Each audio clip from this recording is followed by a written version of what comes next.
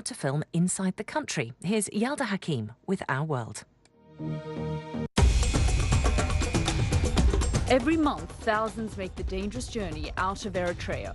The United Nations says forced labour and detention without trial are common. I was put in a shipping container with 10 other men. I was there for 2 years. For the first time in around a decade, BBC News has been allowed into the country.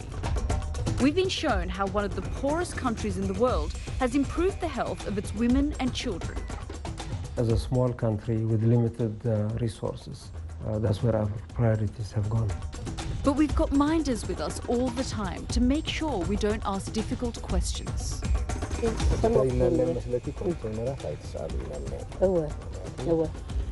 Will we get a glimpse of what life is really like inside Eritrea and why so many young Eritreans will risk everything to leave the country?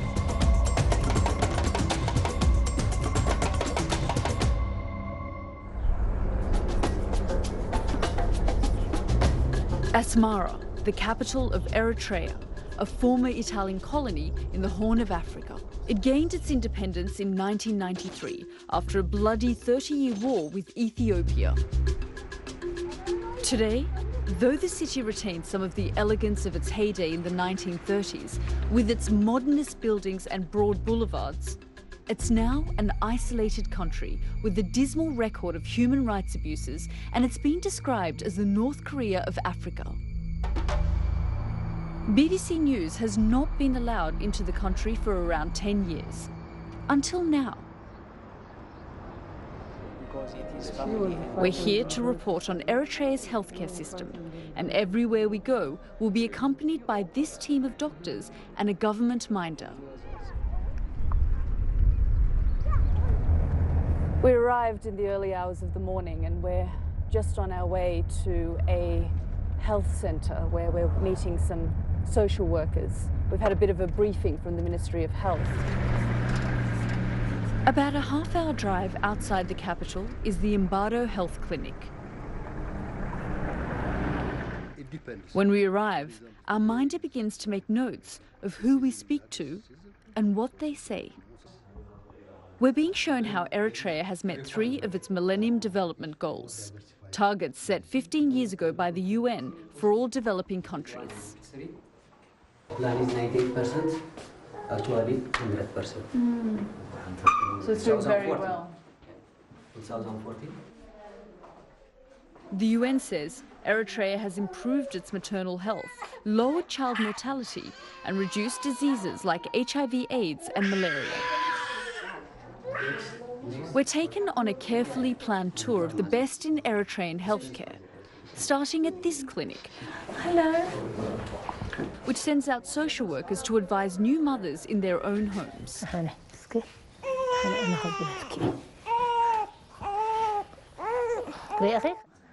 Today, the social workers are back at base having a catch-up meeting, and we're given a very special welcome.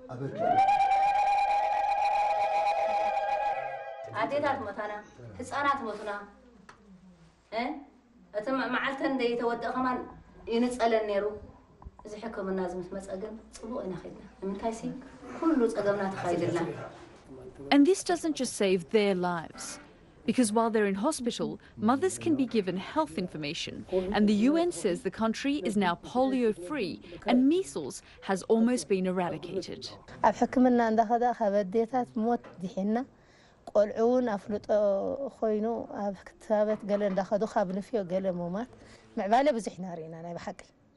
Are you satisfied with where your country is now? Though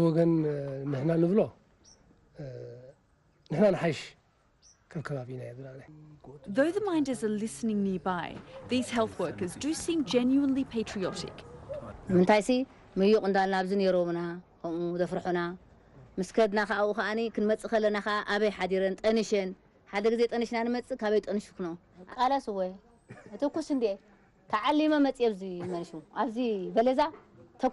do you think of people Eritreans who leave and don't stay to protect their country?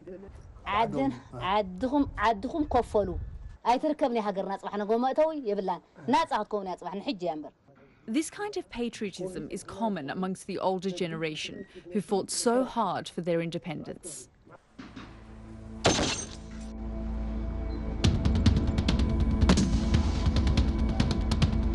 Eritrea was liberated 24 years ago after a bitter war against Ethiopia, its larger and better armed southern neighbour.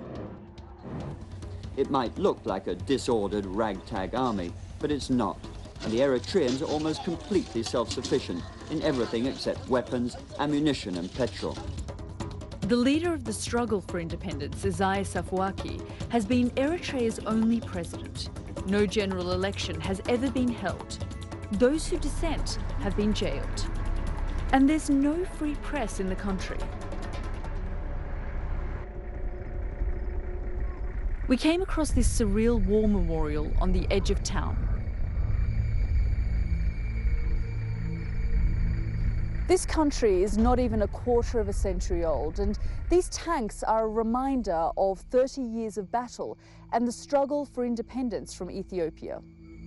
But it's not just old tanks and jeeps we see. Human rights organisations say it's in prisons made from shipping containers like these the critics of the regime are still held without charge or trial and sometimes tortured. This former soldier told us that's what happened to him. Though he's now safely out of the country, he still has family in Eritrea and believes they'd be in danger if he spoke openly. He still doesn't know why he was arrested, and he was never charged or tried for any crime.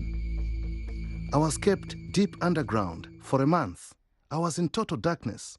I could hear other people, and some were very sick, but I couldn't see them or talk to them. We had to relieve ourselves in the dark near where we sat.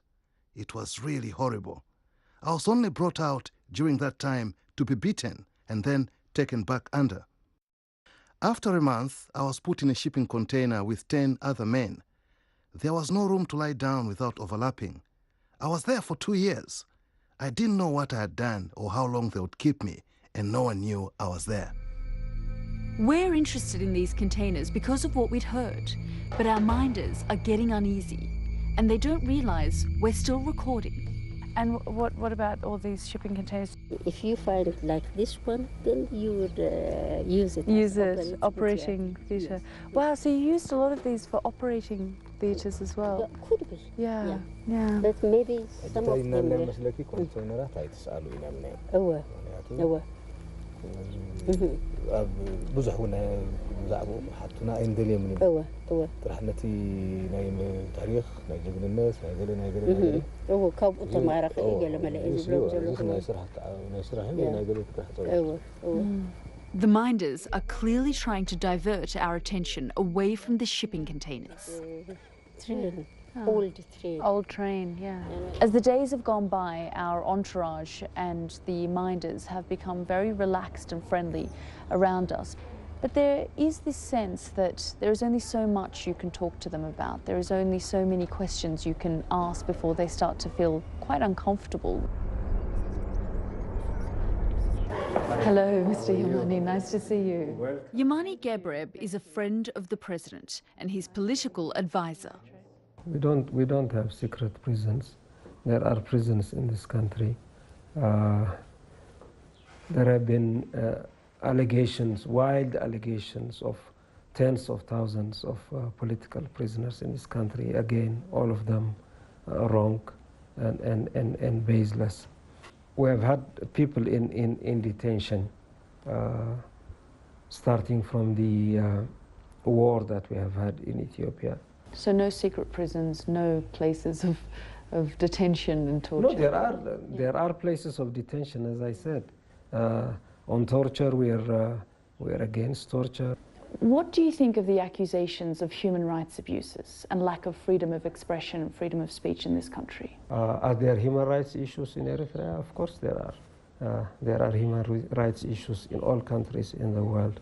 But this is a country that is committed to human rights, and I think our human rights record is a fairly good one. The UN official assigned to investigate claims that arbitrary imprisonment, torture and human rights abuses are widespread has not been allowed into the country. Our minders are keen for us to continue our tour of the country's hospitals and clinics. We're taken on a nerve-wracking 4-hour drive down hairpin bends to the Red Sea coast. In a small clinic just outside the seaside town of Massawa, we're shown why HIV rates in Eritrea are about 1/10 the regional average. She's giving advice, counseling. What is she telling him?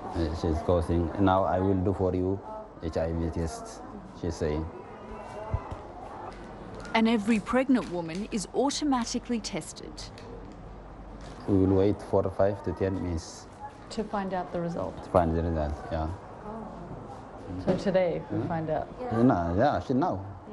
And they're also doing well in malaria prevention. The UN says for every 1 case in Eritrea, there are on average 13 cases in neighbouring countries. Eritrea is one of the poorest countries in the world. The average income is said to be less than $600 a year. Hello. Yet, according to the UN, the government has managed to noticeably improve the health of its people. But how has it managed to pay for this? I think it's just a question of priorities. As a small country with limited resources, we believe we can survive, thrive, compete in this difficult neighborhood only if we can build our human resources. And so that's where our priorities have gone. Is she severe? Yeah, severe malnutrition. Because she was repeatedly sick. So what will you give her now? Nut, peanut. She will continue peanut now. She's been taking peanut. Yeah. Hi, Christine. Nice to see you. Thanks for coming down. Despite condemning Eritrea for its human rights record, the UN has praised its healthcare successes. In many other African countries, HIV is on the high rise, maternal health and child health. So when we compare, we see that this is a very big achievement. We really commend the work of the people of Eritrea.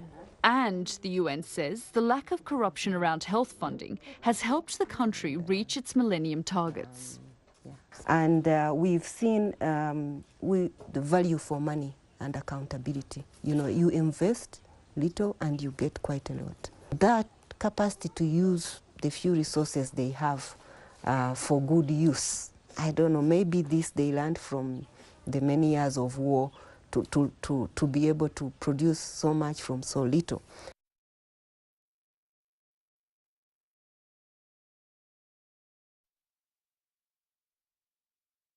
Stories of success. Stories of failure. Stories of strength.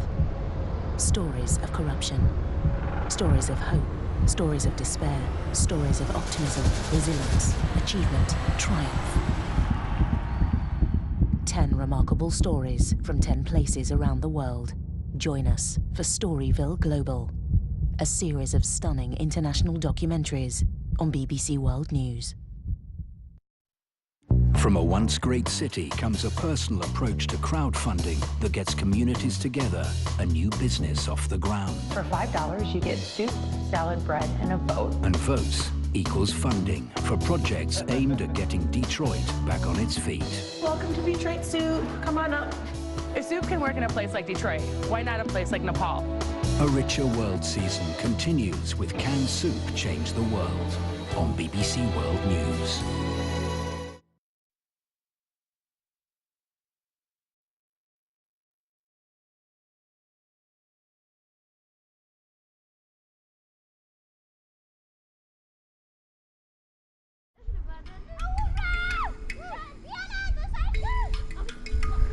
The government says it's also the experience of war which has created a spirit of self-sufficiency and the importance of working together for the greater good of the nation. All over the country we've seen this terracing. It's all man-made. Somebody has put these rocks here. And they've done it to stop soil erosion, for water conservation and agriculture. Every year, students as young as 15 come here to these plains and they take a month out of their school holidays to do this. But they don't have a choice. At 18, everyone in the country begins conscription, starting with training at the military academy.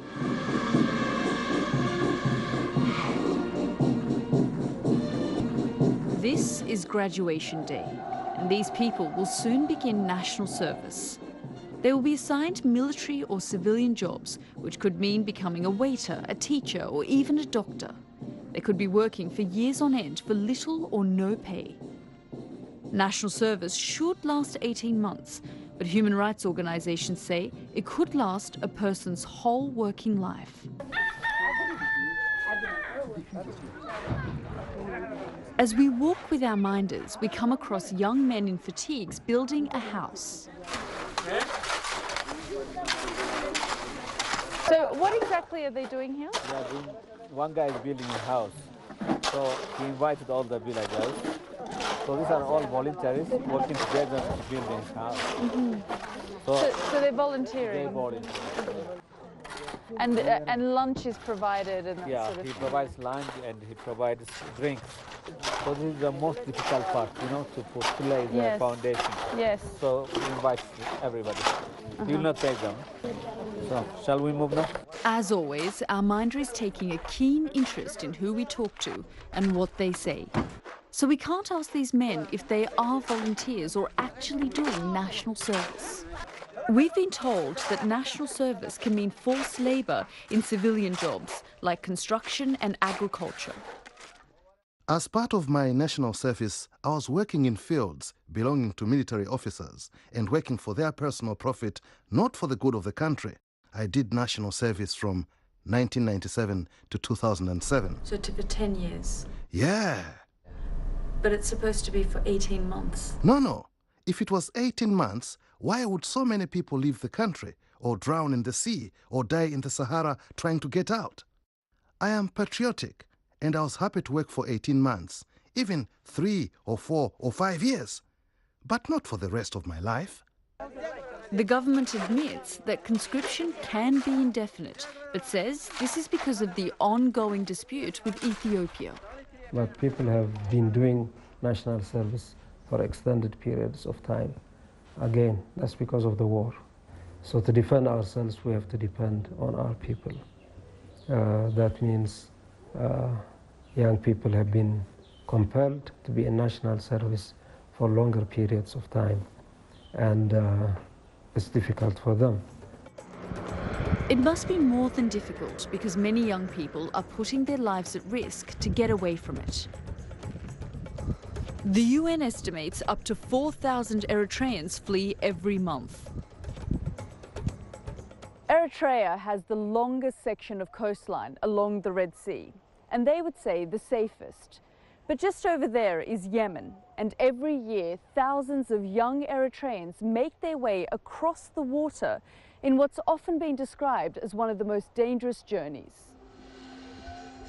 They face people traffickers who buy and sell asylum seekers for profit.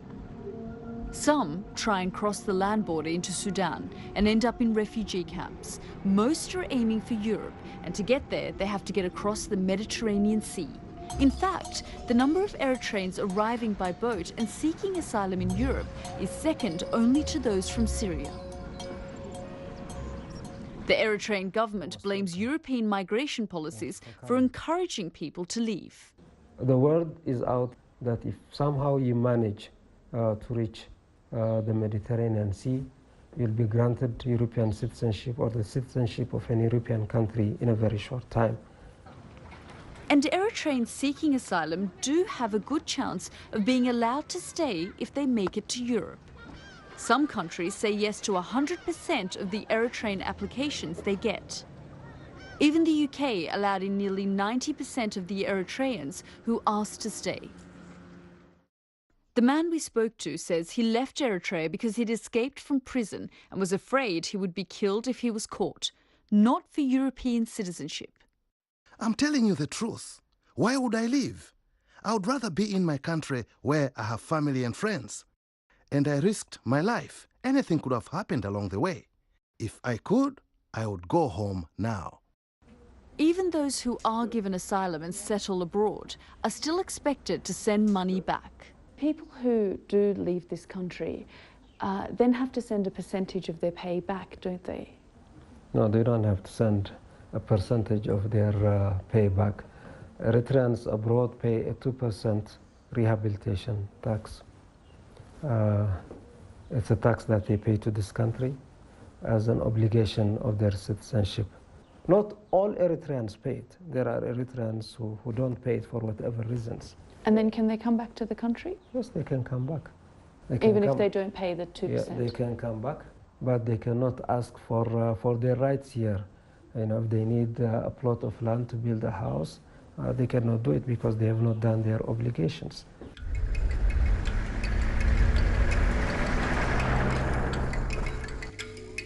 We're in Mandafera, 2 hours drive from Asmara.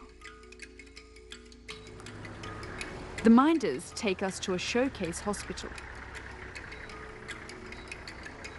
So, there's Yilda from BBC. Great. Yeah. Thank you. Thanks for having us. Welcome. Thank you. Yeah. Thank you. We're told in this hospital, like everywhere else in Eritrea, medical care is almost free, just a small fee for treatment and drugs. But if you genuinely can't afford even that, the doctors tell us you pay nothing. We're shown a ward where pregnant women who may be at risk during childbirth stay for weeks or even months before their baby is born. And if the child is premature, they can both stay till the baby is well enough to go home. We've just come to the fistula ward. This is the main centre. So women from all over the country come here to be treated. Fistula is a serious and debilitating condition, and the operation to fix it can be complicated. If this doesn't work the first time round, what happens? Well, I will keep her until she's cured here. We don't discharge unless they are cured. During our time in Eritrea, we're taken to numerous clinics and hospitals because the story the government wants us to tell is of a country succeeding in improving the health of some of its most vulnerable citizens. We've had a very carefully choreographed tour of this hospital. It's a very good story. It's a very good, positive news story. But everyone we seem to be meeting are handpicked by the government officials, and our minders, they're with us at all times. On our last day in Eritrea, one of our team was able to wander around without the minder. He tried to speak to 37 people, but they all declined. Some of them said they were scared the government might be watching. Eritrea has been a one-party state since independence. Tight state control has forced through improvements in health, but the government says democracy isn't a priority. You've promised elections since '93. Why hasn't that happened? Because of developments that took place very soon after our independence, the war that we faced with Ethiopia, and the continued conflict that we have had since then. Don't you have faith in your people that if you held elections that they would make the right choices? We have had regional elections. We will have national elections. When will you have national elections? Again, when the time comes, we'll do it. But this fixation on elections, I think is wrong, and I think it's creating problems for Africa. You know, what we're doing is, you know, we're creating excuses, you know, for governments that are completely unrepresentative of their people and their societies. It's clear elections aren't imminent and the state is not about to loosen its grip. That's why, despite better healthcare, every month thousands of Eritreans risk their lives to leave their country.